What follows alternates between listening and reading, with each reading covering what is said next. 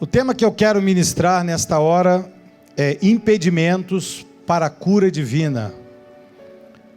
Pastor, há algum impedimento para sermos curados? Vocês vão ver que algumas coisas podem atravancar a operosidade de Deus em nossas vidas. Mesmo Ele sendo todo-poderoso, Ele não nega a si mesmo. A palavra é óbvia, é reta. A palavra é única. E se a gente não está em linha com ela, o milagre não acontece. E eu quero comentar com vocês hoje eu quero separar uma primeira parte. Depois nós vamos falar de uma outra oportunidade, uma segunda parte. Quem sabe na terça-feira que vem, a segunda parte para esta pregação. O texto que eu vou tomar como base está em 1 Pedro 2:24. É o texto que nós temos lido aqui para falar deste assunto, crendo nele. Diz assim a palavra do Senhor: carregando Ele mesmo, está falando de Jesus, né? Carregando Ele mesmo em seu corpo, sobre o madeiro, os nossos pecados, para que nós, mortos para os pecados, vivamos para a justiça. Por suas chagas fostes sarados. Quantos creem nesta palavra aqui, amém? Pelas chagas de Cristo nós fomos sarados. Nós vamos falar então nesta noite impedimentos para a cura. E a minha primeira oração já é que o Espírito Santo fale contigo, e se Ele falar, que você obedeça para a glória do Senhor. Vamos orar. Peça ao Senhor que fale com você, porque se Ele falar com você, certamente a cura já começa a vir a caminho. Pai de amor e bendito, eu quero te louvar mais uma vez diante da tua igreja, e agora tomarmos da tua palavra para aprendermos contigo situações do dia a dia, manifestações do Senhor, manifestações da tua graça, do teu poder, da tua unção, do teu amor por nós. E assim, Pai, nós bloquearmos qualquer impedimento que venha a ocorrer, que nos roube a alegria de vermos a tua poderosa mão agindo em nosso meio. Então fala conosco, ministra ao nosso coração, direciona os nossos passos, direciona os nossos caminhos diante do Senhor, Pai. Manifesta graça e poder àqueles que aqui estão nesta noite comigo, orando, buscando ao Senhor, e aqueles que estão nos assistindo pela internet. Que essa palavra venha, Pai, como um bálsamo e como um mel, para que nós possamos direcionar e alinhar os nossos pensamentos e caminhos com os teus pensamentos, com o direcionamento do Senhor para nós. Esta é a minha oração. Esta é a nossa oração, e nós a fazemos no nome santo e no nome poderoso de Jesus. É para a glória de Deus que nós oramos, e todo o povo do Senhor que crê e recebe assim desta forma, diga amém. E amém, e amém. Obrigado, Edson. Meus amados irmãos, igreja querida, povo exclusivo, povo de propriedade exclusivíssima de Deus, amados em Cristo. Vocês sabem que o Senhor nos impulsionou esse mês de uma forma assim bondosa e graciosa a nós falarmos neste mês sobre cura divina. Algumas situações se levantou no meio da congregação, pessoas enfermas, algumas pessoas com algumas situações difíceis de resolver no âmbito natural, e Deus inspira para a gente poder falar neste assunto de uma maneira grandiosa, de uma maneira ampla. E a gente está desde o culto de ceia ministrando, e graças a Deus temos visto a palavra, os sinais seguindo a palavra na vida daqueles que creem. Eu disse no culto anterior, no culto de domingo, que o nosso ministério, quando ele fala de cura divina, quando ele fala de temas assim, como este, nós falamos nesse assunto debaixo da revelação da graça de Deus. Nós não falamos aqui por outro motim, por outro modo. Nós falamos debaixo da revelação do novo pacto, da nova aliança, aquilo que nós acabamos de ler agora por mãos ou boca de Pedro. Então, nós falamos debaixo de uma aprovação total de Deus. Aqui não há nenhum subterfúgio, pode acreditar nisso. Aqui não há nenhuma outra finalidade. Nós não estamos aqui bolando algum sentimento, mexendo com o momento que a pessoa está vivendo, talvez de dor, para a gente manipular alguma coisa, nada disso. A nossa finalidade aqui é apenas trazer a promessa de Deus nas nossas vidas para que ela se cumpra e assim o nome de Jesus seja glorificado. Amém, amados? Só isso. Porque cura divina em nosso ministério é um dos pilares da igreja. Eu falei isso também domingo passado. A cura divina é um dos pilares desse ministério. Nós acreditamos em cura divina. Aliás, Paulo disse isso. Em 2 Coríntios capítulo 12, no versículo 12, diz assim: pois as credenciais do apostolado, Paulo falando do ministério dele enviado à igreja de Corinto, ele diz: as nossas credenciais foram apresentadas no meio de vós. As credenciais do apostolado desse ministério é apresentado no nosso meio. E Paulo diz, com toda a persistência em primeiro lugar. A gente não vem aqui orar e a gente falar assim, não cumpriu, acho que não dá certo, não. Nós não estamos aqui jogando dados. Nós estamos aqui crendo na promessa. Então ele diz, com toda a persistência, por sinais, por prodígios e poderes o quê? Miraculosos. Então nós não estamos falando aqui de uma coisa comum, de uma coisa inóspita. Não, pastor, a gente vai tentar aqui, se der certo, não, a gente está aqui com uma base, no espírito persistente, a gente crê e a gente busca isso e sempre vai buscar, e nesse mês a gente está buscando com mais intensidade em nome de Jesus.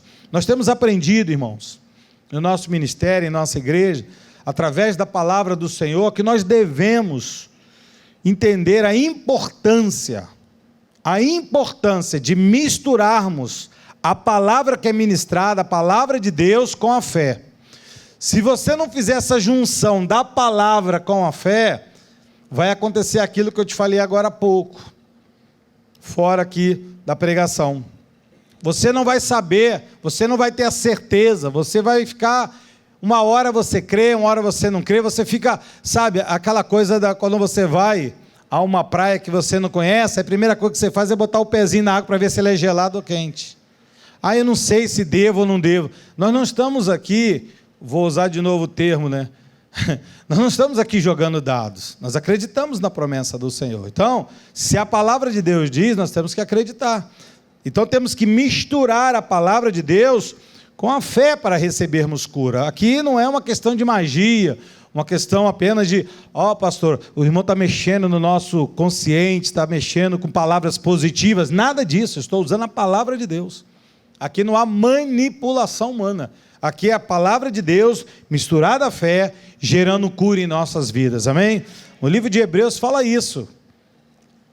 Paulo, quando escreve a igreja hebreia, ele diz assim, porque também a nós, aos hebreus foram anunciadas boas novas, como se deu com eles. Mas a palavra, olha só o que ele vai dizer, mas a palavra que eles ouviram, está fazendo alusão ao povo judeu, na época de Moisés, ele está falando, mas a palavra que eles ouviram não lhes aproveitou. Mas bispo, por que a palavra não aproveitou? A palavra de Deus perde o valor? Não, a palavra não foi aproveitada por eles não terem acompanhada pela fé. Paulo diz, a palavra que eles ouviram não lhes aproveitou, visto não ter sido acompanhada pela fé naqueles que a ouviram. Ou seja, o problema não estava na palavra, a questão estava naqueles que ouviram a palavra, mas disseram, deixa para lá, isso aí não é de nada não, Deus está falando, mas não é bem assim não. Doença? Doença não foi feita para dar em árvore, pastor. Doença foi feita para dar em gente. Então a gente tem que se conformar com a doença. Bem, então Pedro errou aqui quando ele disse que pelas chagas de Cristo nós fomos sarados. Então você tem que misturar, tem que unir. Bem, a palavra de Deus diz isso. Eu posso estar enxergando outra coisa, mas se a palavra de Deus diz isso, eu tenho que, pela fé, trazer a existência e materializar isso aqui na nossa vida. O Salmo 107, o versículo 20... fala nisso. Na ocasião, a Bíblia diz que havia uma situação de enfermidade e morte. E a Bíblia diz que eles enviaram a sua palavra. A palavra de quem? De Deus. E a Bíblia diz que quando eles enviaram a palavra de Deus àquele povo, a Bíblia diz, e os sarou e livrou do que era mortal. Então, o salmista está explicando que eles enviaram a palavra de Deus. Não enviou o Salmo 107:20. Eu vejo muitos crentes da Cristo Vivo. Eu enviei o Salmo 107:20. Amado, o Salmo 107:20 é só isso aqui. enviou a palavra de Deus, enviou a palavra, está só dando alusão da palavra que foi enviada. Isso aqui não é um jargão, isso aqui não é uma reza, enviar o Salmo 107:20, não é isso, é você enviar a palavra. Eu envio uma palavra de cura, eu envio uma palavra de saúde, eu envio uma palavra de vida, segundo a palavra do Senhor. Você pode enviar assim: pelas chagas de Cristo nós fomos sarados, e a Bíblia diz, e foram curados daquilo que era mortal. 2 Coríntios 4,13 fala da nossa confissão. Tendo, porém, o mesmo espírito da fé.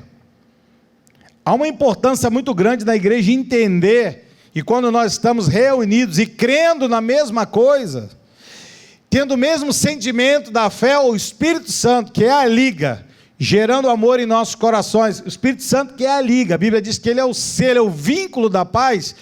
Essa liga, o corpo de Cristo se torna coeso, unido. Então diz que quando nós temos o mesmo espírito da fé, nós falamos o que está dentro da gente. Então Paulo diz, eu criei, e se eu criei, eu falo.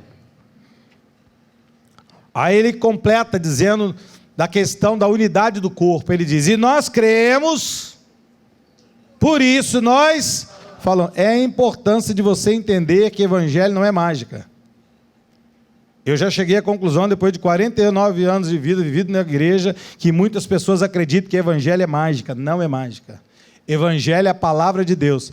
A palavra de Deus, em Romanos 1,17, diz, é o poder de Deus agindo em nós.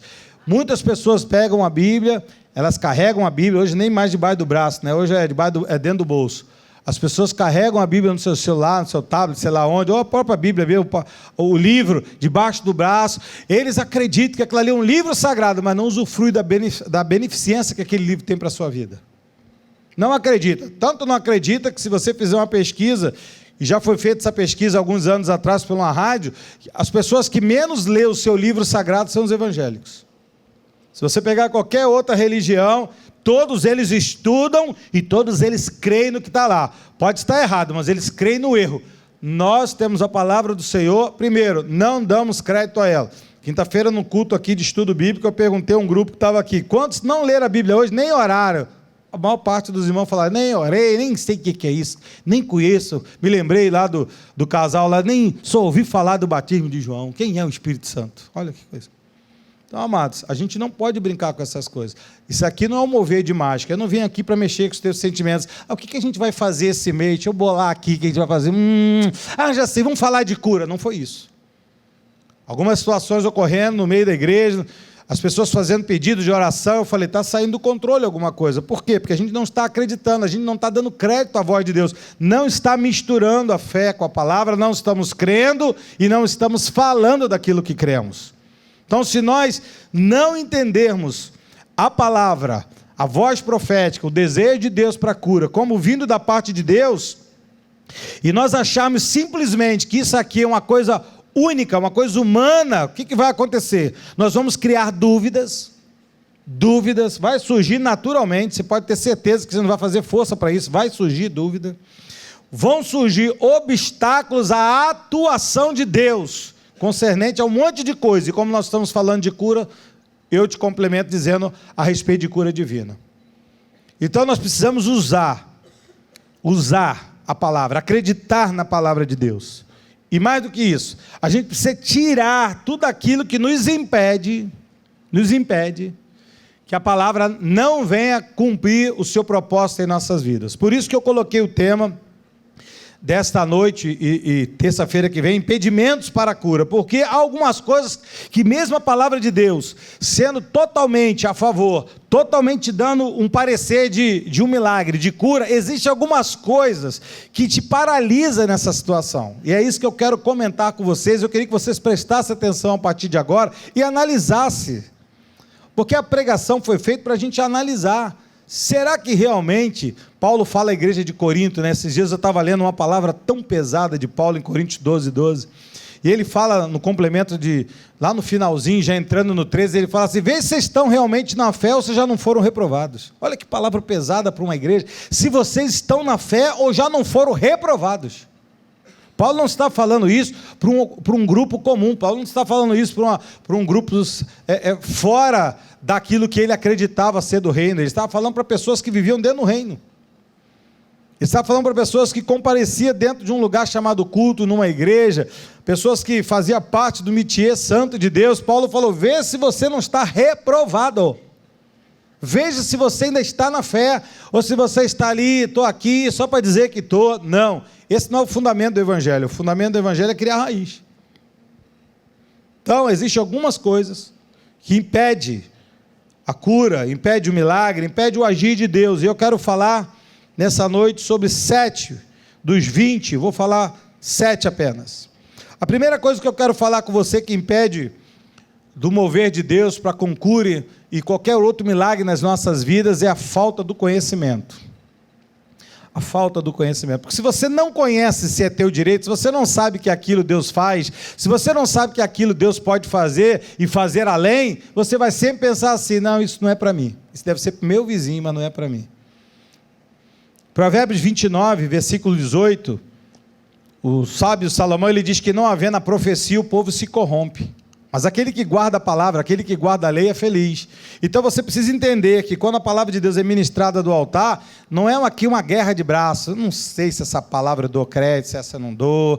Eu não sei o que está acontecendo. Há muitas situações que a gente podia ter resolvido lá atrás se a gente desse crédito à profecia de Deus. Então ele está falando, se não houver a profecia, se não vier uma palavra, o que é a palavra profética? A palavra profética não é adivinhação. Eu estou pensando aqui, eu acho que não sei. Não é isso. A palavra profética é a palavra direcionada do céu para uma ocasião e para um povo. A palavra do céu para nós é a Bíblia Sagrada. Deus já falou, pelas chagas de Cristo fomos sarados. Nós acabamos de ver que temos que misturar a palavra à fé. Acabamos de ver que se nós cremos, temos que confessar. Nós acabamos de ver que o Salmo 107, 20 diz que se você enviar a palavra, esta palavra ela tem poder de mudar, de tirar o caos daquela situação, mesmo que seja longe, porque Deus tem poder para ir além das paredes. Amém, igreja? A primeira coisa é você saber, você tem que ter conhecimento disso, você tem que buscar isso, você tem que querer isso, você tem que se aprofundar nisso. Aprofundar, bem, o que Deus quer para a minha vida? É isso? Então eu vou procurar na Bíblia aqui, o que Deus quer para a minha vida, baseado nisso, porque se tiver aqui, Deus não vai negar para mim. Segundo ponto, primeiro, a falta do conhecimento. Segundo ponto, que impede a manifestação da curas ou milagres na nossa vida, a incredulidade. Não adianta também você saber e não acreditar. O que adianta você saber e não tomar posse daquilo? Foi liberado o fundo de garantia para algumas pessoas. Estou sabendo, mas se você não for lá no banco resgatar, ele não vai vir voando até a tua casa. Então, se você conhece, mas também você não toma posse, você fala assim, isso aí é balela, nós estamos no século 21, nós estamos no século avançado. Nossa, as bactérias se proliferaram, se mutaram. Bicho, você não sabe agora, nós não estamos mais naquela primeira era lá, da penicilina, nós estamos agora, a AIDS, amados, o nosso Deus não mudou. Mudou ou não mudou? Não mudou. O mesmo Deus de ontem é o de hoje, e o será até quando? Para sempre. Por isso que é bom você ter intimidade com Deus, porque o Deus que vive na eternidade, Ele está neste momento, no passado, agora, e Ele está no futuro. Ele não vai... Deus conhece o futuro. Não, Ele não conhece, Ele está no futuro. E se eu tenho intimidade com esse Deus que está no futuro, Ele pode muito bem trazer esse futuro para cá. Compreendeu? Porque é bom ter intimidade com Deus. Então a incredulidade, ela paralisa a cura. Mateus diz isso. Jesus falando, Mateus diz que Jesus não fez ali muitos milagres na cidade dele, Nazaré. Por quê, pastor? Porque lá fazia muito sol, uma cidade praiana. Não, ele não fez ali muitos milagres. Já sei, porque Jesus ali não tinha poder. Não, ele não fez ali muitos milagres por causa da incredulidade das pessoas. As pessoas olhavam para Jesus e falavam assim, isso aí é o filho do carpinteiro.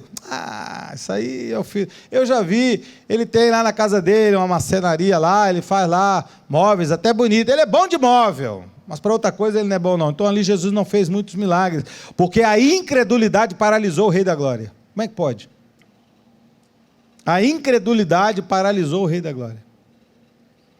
Então, a falta do conhecimento paralisa, paralisa. A incredulidade paralisa, paralisa. Mas existe também uma terceira, algo aqui que eu coloquei, que é a inconstância. Eu disse aqui domingo passado que Deus realiza a cura de diversas formas. Ele pode realizar uma cura instantânea, Ele pode realizar uma cura, a cura se materializando com algum período de tempo, seja curto ou longo, não importa. Deus pode usar um milagre aqui, Deus pode usar uma situação, Deus pode usar até a mão do médico. Pode, pastor. Deus pode fazer da maneira que Ele quer. Agora, você precisa ter constância. Tiago diz isso, Tiago 1, 5-8. Essa fala de Tiago é uma fala que todos conhecem. Creio do crente, se ele tem um dia de igreja, ele conhece. Só que a questão não é você conhecer, é você analisar o fato. Porque Tiago diz, se porém algum de vós necessita, se você precisa de alguma coisa, principalmente de sabedoria para se lidar com essas coisas, a Bíblia diz, você não precisa ir no Mercado Livre, você pode pedir a Deus. Agora, é aquilo que eu estava falando agora há pouco, você tem que ter a certeza do que você quer. Você peça a Deus, porque Ele vai dar, a Bíblia diz que Ele dá liberalmente, e nada lhes impropera, e ser-lhe-á concedido. Ele vai dar, aliás, a vontade dele é essa. Se você falar, Deus, eu quero te fazer uma oração nessa noite, eu preciso de sabedoria, meu amado, é a oração que Ele quer ouvir. Então diz o versículo 6, mas você tem que pedir como? Peça, porém, com fé. Pedir com fé não é pensamento positivo, não é fechar os olhos, né? Não é isso. Pedir com fé, acreditando que você está falando com Deus que é real, verdadeiro, pode todas as coisas, que a palavra dele não muda, não volta atrás, não volta vazia, e ele não briga com os nossos sentimentos. Isso é pedir com fé, sem duvidar, nada duvidando. Aí Tiago vai dizer da pessoa que duvida agora. Olha só, ele não vai fazer ênfase na pessoa que crê, porque para a pessoa que crê, o milagre é natural, irmão, não precisa explicar. Crê, o milagre acontece. Agora, para quem não crê, você tem que explicar por que não acontece. Pois ele diz que o que duvida é semelhante à onda do mar impelida e agitada pelo vento. Ela vai e volta, uma hora crê, outra hora não crê, uma hora vai, outra hora não vai. Não suponha esse homem que alcançará do Senhor alguma coisa. Não suponha, não suponha. É suposição. Se você é uma pessoa que crê, não crê, que acha, que não... Tô, mas não tô, eu não sei nem o que eu vim fazer aqui hoje. Ai, pensei que ele ia falar de dinheiro, de prosperidade, de abundância. Amado, estou falando de riqueza, riqueza do céu. Cura é riqueza do céu.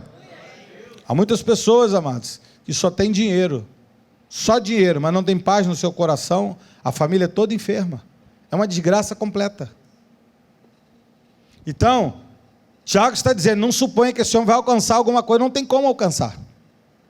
Por quê? Porque ele é um homem de ânimo dobre, ele é inconstante, em todos os seus caminhos é inconstante. Amados, a inconstância é tão chata que até Deus não gosta. Já viu pessoa inconstante? E aí, tudo bem? Mas onde estava legal, estava tudo firme. Não sei. Sabe como é que é? Sabe aquela pessoa que sempre tem reserva, sempre... Mas será que... amado, eu particularmente, eu tenho orado a Deus para me ajudar nisso, que eu não tenho paciência com isso. A Bíblia diz, eu creio e acabou, meu irmão, eu vou embora, eu não quero saber. E eu vou, meto o pé na água, e ela vai abrir, eu não fico pensando, caramba, e se o mar não abrir, eu vou passar uma vergonha. Eu não penso nisso, eu penso que Deus é por nós, e Ele disse, aqueles que creem no meu nome, jamais serão envergonhados. Jamais. Mas o homem de ânimo dobre, um dia está, outro dia não está, um dia é, outro dia não é. Não, é porque eu estava vendo uma pesquisa, amados, é muito boa, mas na hora da prática, tem que se buscar diante do Senhor, porque Ele muda as pesquisas, Ele muda as pesquisas. Outro dia eu falei aqui, da Páscoa, do maior milagre da Páscoa, é você achar, numa conta que nós fizemos aqui rápida, 300 mil ovelhas, para poder parti-las, para poder apresentar ao Senhor no dia da Páscoa. O dia da Páscoa, o maior milagre foi achar tanto animal. E como é que de um dia para o outro se mataria, se fazia aquilo tudo? Aquele auê todo. Então, às vezes, amados, você fica muito preso, mas não dá tempo, não vai ter como é que vai acontecer, meu amado? Naquela noite que Deus estipulou que o anjo da morte passaria, todos aqueles que colocaram o sangue lá, todos Todos, a Bíblia diz que o anjo pulou. Por isso que é o nome Páscoa, pulou, passou. Então, o homem de ânimo dobre, ele não vê nada. Então, se você é essa pessoa que fica, eu sou assim, pastor, eu vou dizer um negócio para você, eu sou assim. Então, a tua primeira oração hoje não pede nada, pede para Deus quebrar esse espírito de incredulidade teu.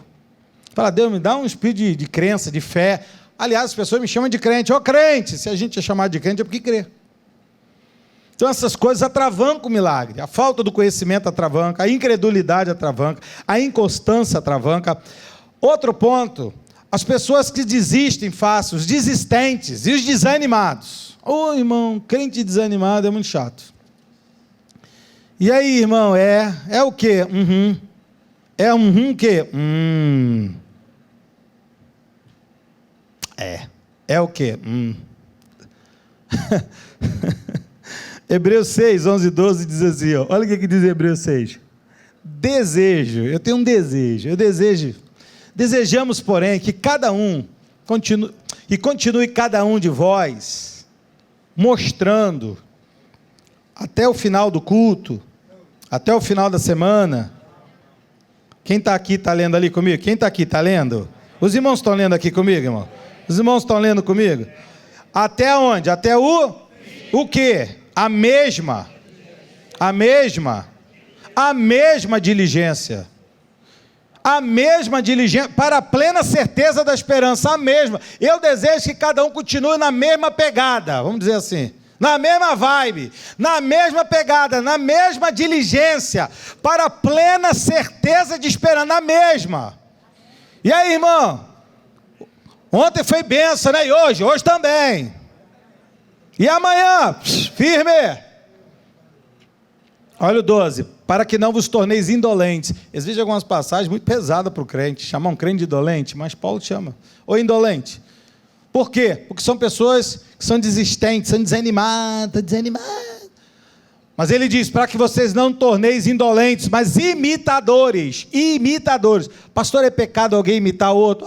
As pessoas imitam todo mundo. Você acha que você vive como, se não é imitando? Outro dia, numa aula aqui, pastor Guilherme falou que a gente influencia influenciado. Aí eu falei, eu nunca sou influenciado por ninguém. Eu falei, então você mora em Marte. Você já chegou lá, você está naquele carrinho lá de Marte mentiroso. Porque não tem como, somos influenciados o tempo todo. Quando você vai no supermercado, você é puramente influenciado. Você compra o feijão, o arroz que deu na TV, que a vizinha falou que é melhor, que o outro que tira a mancha. Você é amplamente influenciado. Então, você precisa ser imitador. Agora, imitador de quem? Daqueles que pela fé e longanimidade herdam promessas. Agora, desculpa aqui, não é o teu caso, não é ó, nem você que está assistindo aí. Por coincidência, não é você também que está assistindo, nem o pessoal daqui. É um pessoal de longe, outro planeta. As pessoas querem imitar o que dá errado. Por quê? Vou explicar, é fácil entender. Porque se você está aqui na mediocridade, o cara está aqui, você de vez de subir para ficar aqui, você prefere puxar ele para baixo. Você não quer fazer esforço de estar lá, você quer estar aqui. E uma das coisas mais difíceis do ser humano, a coisa mais difícil do ser humano, mas é um negócio dificílimo. Quem consegue, vence. Sabe o que é? Disciplina. Se você tem disciplina, você já está no caminho da vitória, irmão. Porque tem pessoas que começam e param. Você acredita? Tem pessoas que fazem inscrição, irmãos, para fazer academia, faz a inscrição, paga e não vai. Acha só o desejo, porque fiz a inscrição na academia, e aí vai começar quando? Segunda-feira que vem. Mas hoje é segunda, na próxima segunda eu começo, firme. Pagou. Tem gente que faz inscrição, mas não vai no lugar. Sabe? Já desiste no começo do caminho, irmão. Não espera nem esquentar sentir a dor do corpo. Poxa, hoje foi puxar. Não, já só porque se inscreveu, já falou, nossa, estou sentindo até mais forte, mais vigoroso. Nada, irmão. Isso é apenas questão da tua mente. Você só fez uma inscrição e perdeu dinheiro. Então você precisa imitar. Mas imitar quem? Aqueles que pela fé e longanimidade. Aquelas pessoas que falam assim, ei, irmão, firme. Como é que você está? Firme. Essas pessoas você tem que estar junto, você tem que andar, para você pegar também e começar a confessar junto com ele. Eu creio, junto com ele e falo, firme. Amém, igreja? Amém.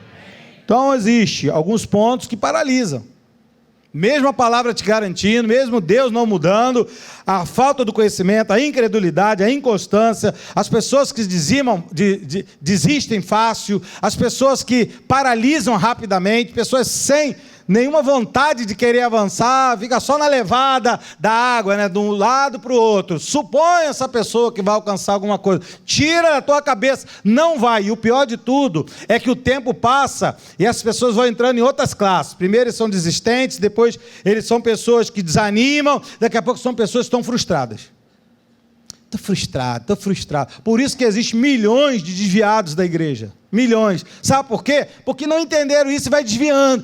Eu prefiro me desviar do caminho, como se mudasse alguma coisa. Não muda nada se você sair do caminho. A única coisa que muda é que você não chega no rumo onde Deus quer.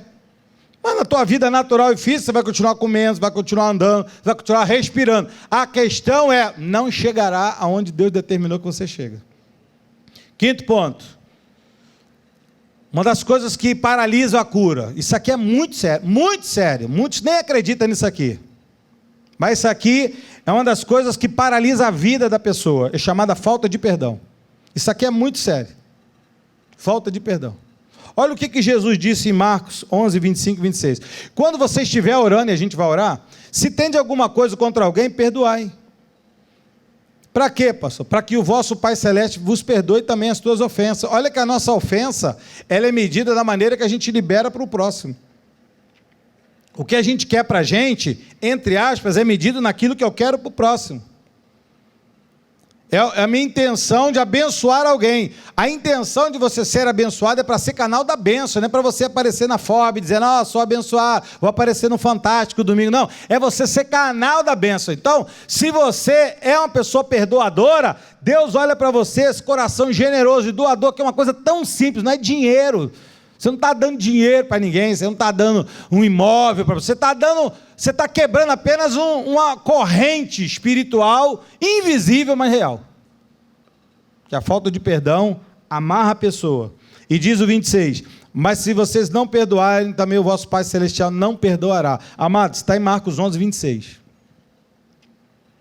Isso aqui está em Marcos 11, 26. Mas se não perdoardes, também o Pai Celestial não perdoará as vossas ofensas. Falta de perdão paralisa a cura. Então, se você precisa liberar perdão, você vai ver, você não precisa tirar o cheque, não precisa tirar cartão, não precisa tirar nada, é só você liberar. Pastor, às vezes o perdão é difícil ser liberado. Não, não é difícil, é impossível.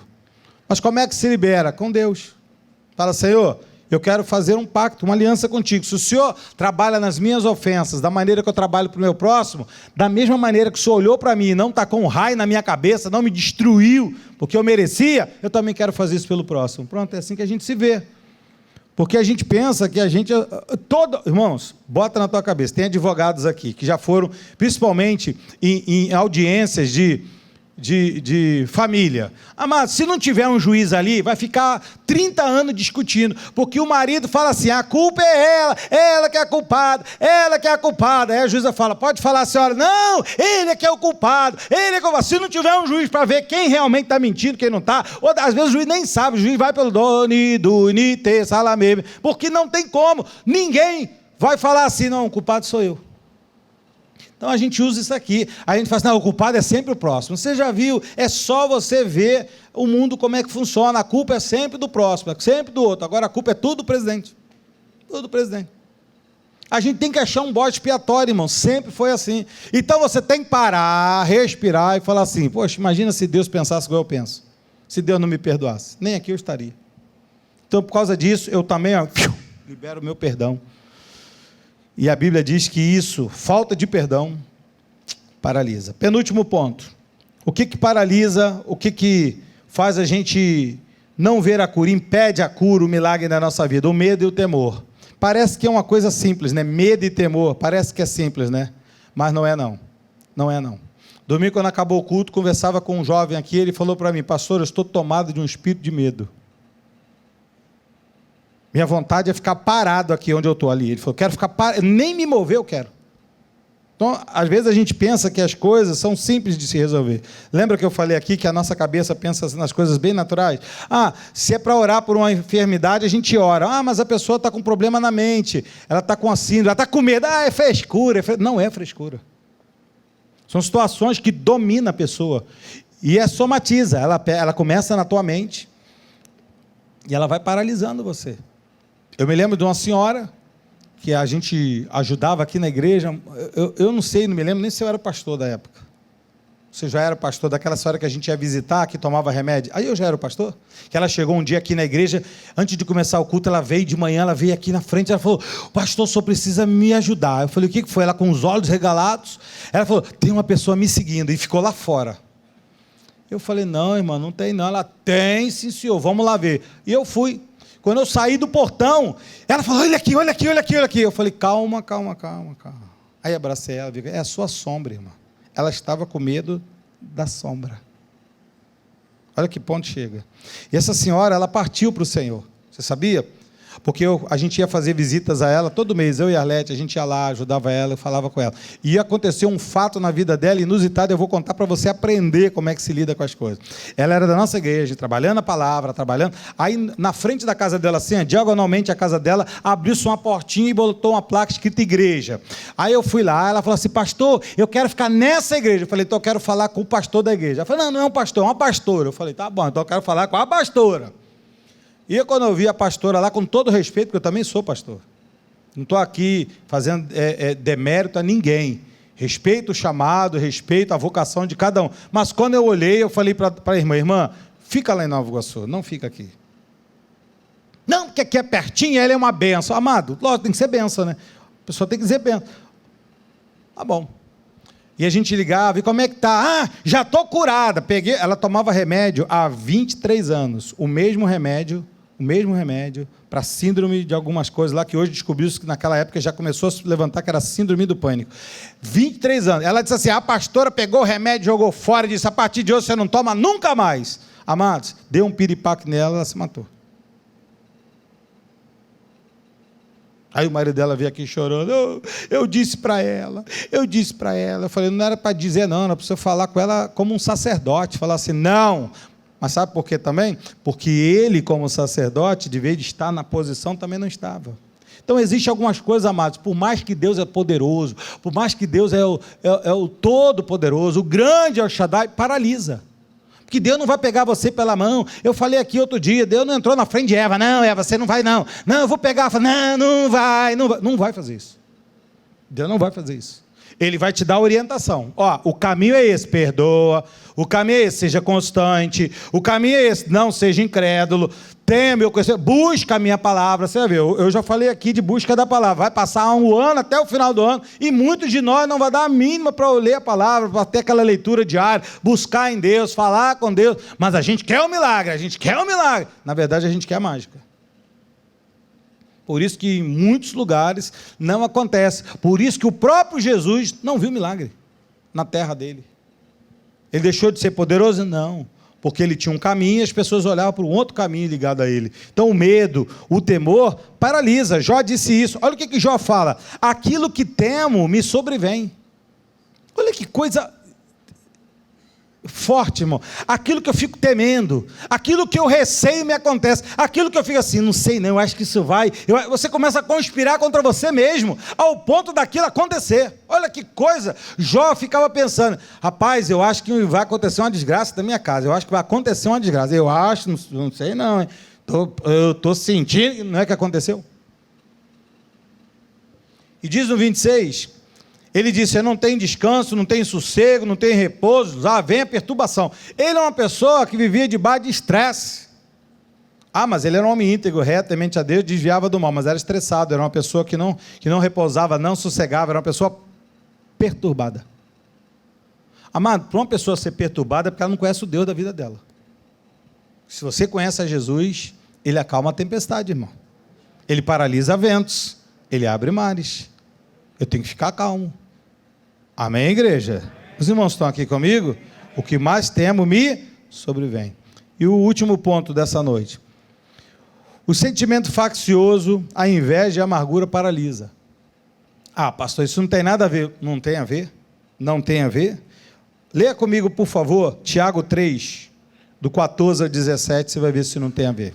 Tiago 3, do 14 ao 17.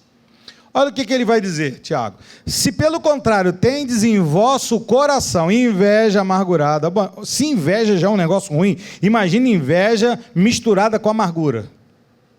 Inveja amargurada. Sentimento de facção. Sabe o que é sentimento de facção? Aquela coisa assim, por que Deus não faz por mim e faz por ele? Por que fez para ele e não fez por mim? Por que... Aquela coisa da facção. Olha o que Tiago vai dizer.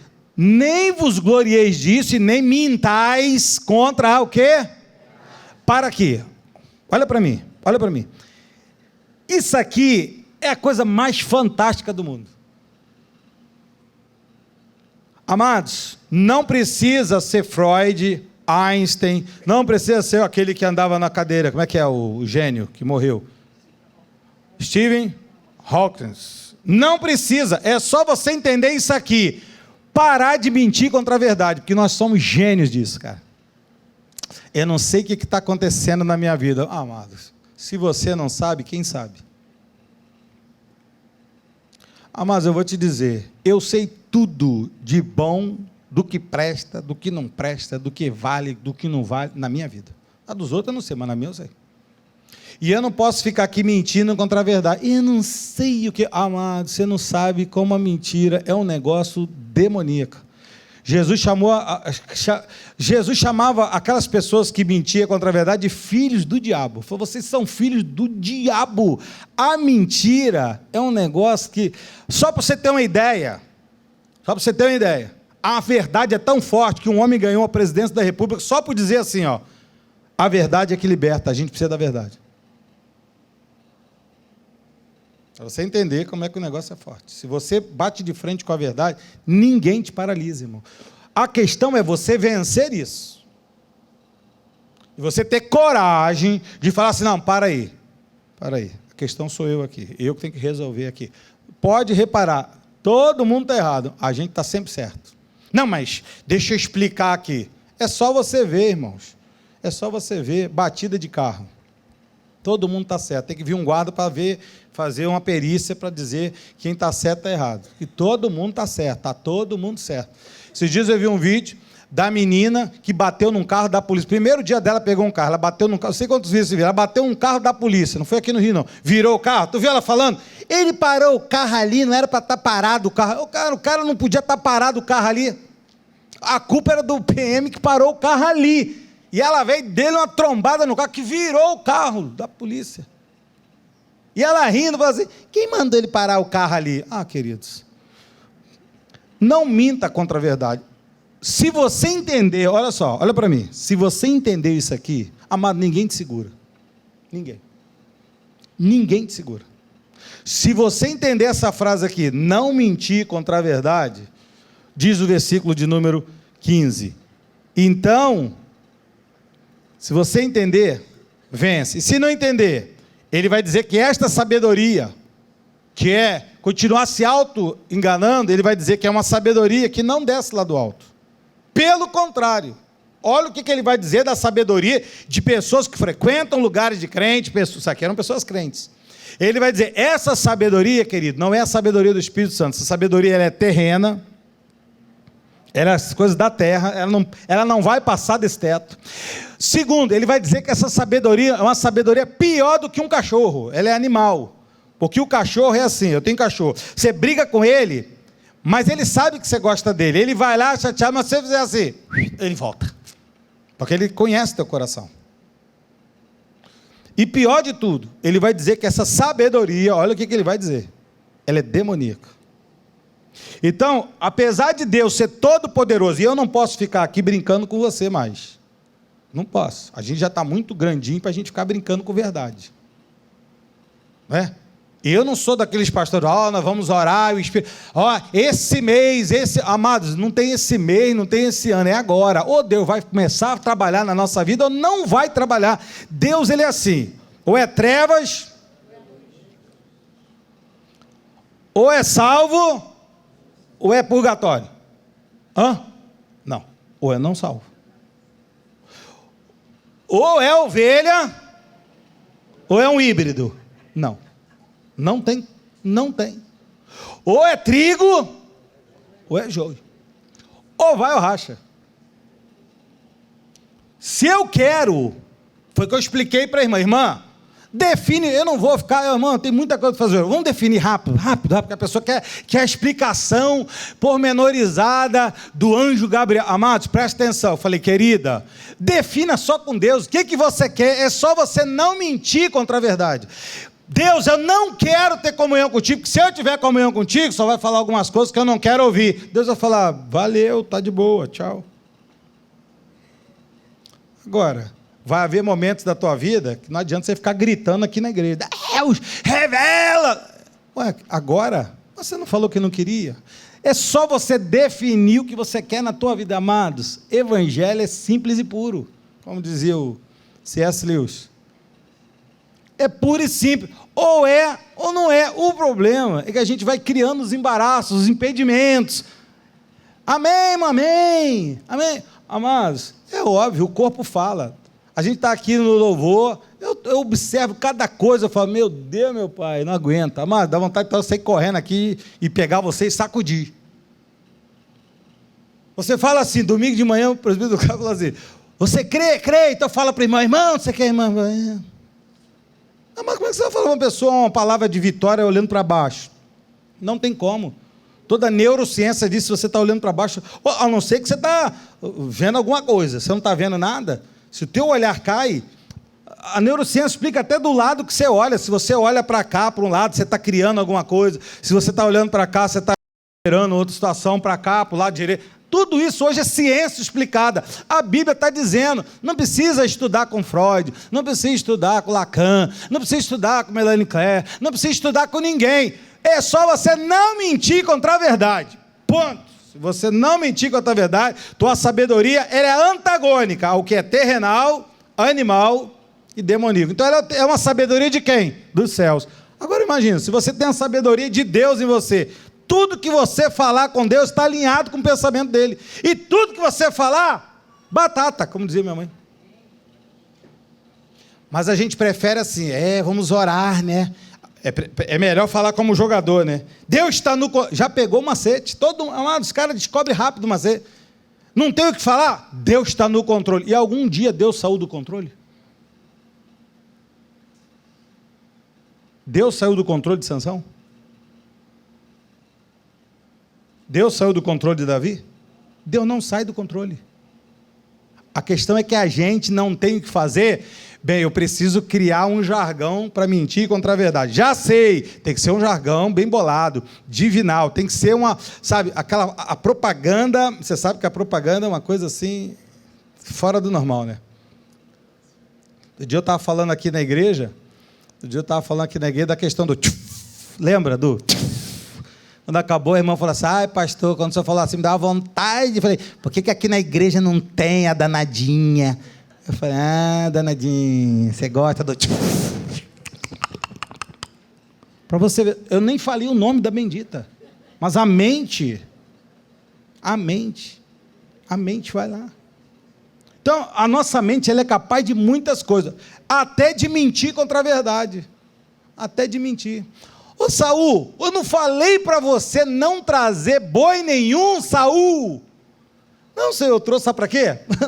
Captei a vossa mensagem. Eu pensei, trarei ou não trarei? Trarei ou não trarei? Eu trouxe para te oferecer. Deus falou, eu não quero sacrifício, eu quero obediência. Está frio, né, irmão? Eu vi um pinguim correndo aqui agora. Vou pedir para desligar. Amém, igreja? Depois a gente continua nos outros, né? Porque é pouco tempo, a gente precisa orar. Vamos orar? Você está conseguindo orar aí? Tá geladinho? Dá para orar nesse gelo aí? Aleluia! Então, semana que vem a gente continua. Assim seja, assim diz o Senhor. Vamos orar.